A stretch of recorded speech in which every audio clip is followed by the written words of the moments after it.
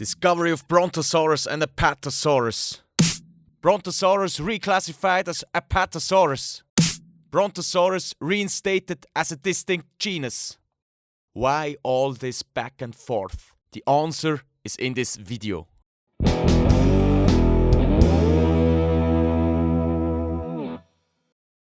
Today we will explore the naming of prehistoric animals and the confusion and misclassification that sometimes have occurred throughout scientific history. In most cases, organisms are assigned names derived from Latin and Greek. When a species is described, it receives a binomial name. The first part is the genus name, written with a capital letter, and the second part is the species designation, written in lowercase. In scientific texts, both are typically italicized. A well-known example is Tyrannosaurus rex, which is translated to King of the Tyrant Lizards. A rather fitting name. Tyrannosaurus is the genus name, Rex is the species. Occasionally, researchers express personal interests or humor through naming.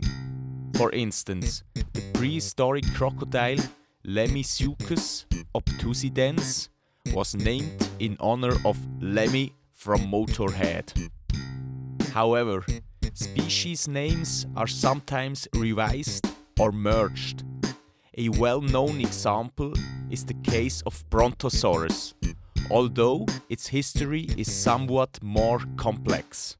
This story began in the 1870s, when Othniel Charles Marsh discovered two partial skeletons of large sauropods, which he named Apatosaurus and Brontosaurus. Shortly after Marsh's death, additionally fossils were discovered that appeared to exhibit characteristics intermediate between the two genera. As a result, according to the rules of the International Code of Zoological Nomenclature, the earliest validly published name takes priority. Consequently, Brontosaurus was reclassified as Apatosaurus excelsus.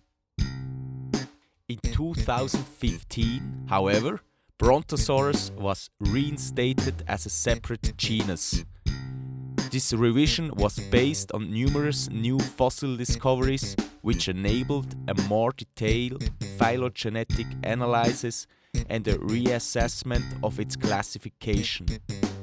A similar situation occurred with Paraceratherium, a rhinoceros relative considered the largest land mammal to have ever existed.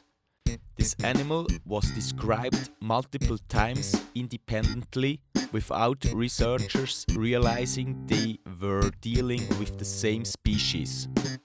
One of these names was Inricotherium. Since Paraceratherium was named first, it remains the valid designation. A comparable case involves Eohippus. Although this name is still commonly used, it is considered outdated. The correct name is Hyracotherium, as it was described earlier and refers to the same taxon. A particularly curious case is that of the invalid genus Ultrasauros. Initially named Ultrasaurus, it had to be renamed because the original name had already been assigned to another species. However, it was later discovered that the fossil material attributed to Ultrasauros with O actually consisted of a mixture of bones belonging to Supersaurus and Brachiosaurus. Therefore, Ultrasauros is not a valid genus now. In contrast, there is positive news for supporters of Nanotyrannus, the smaller relative of Tyrannosaurus rex. For a long time, it was debated whether this represented a distinct species or merely a juvenile Tyrannosaurus. Recent evidence suggests that Nanotyrannus was indeed a valid genus.